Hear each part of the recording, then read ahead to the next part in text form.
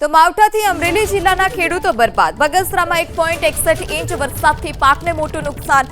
લુધિયા ગામે ગઈકાલે ખાબકેલા વરસાદથી પાક બરબાદ થયો।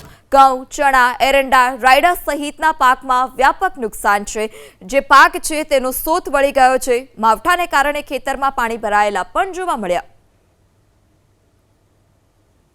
કમોસમી ભારે વરસાદથી અમારા લુંગિયા ગામ તેમજ આસપાસના બગસરા તાલુકાના મોટા ભાગના ગામોમાં ખૂબ મોટા પ્રમાણમાં વ્યાપક પ્રમાણમાં નુકસાનકારક કરાક સાથે ભારે વરસાદ થયો છે। ત્યારે બગસરા તાલુકાના સમગ્ર પંથકમાં 30%થી વધુ પાકો ખેડૂતોના ખેતરમાં લણણી કરવાના અથવા લણણી થયેલા અથવા પાથરા અથવા ઢગલાના રૂપમાં પડેલ હતા તેવા પાકોમાં ખૂબ મોટું નુકસાન થયું છે।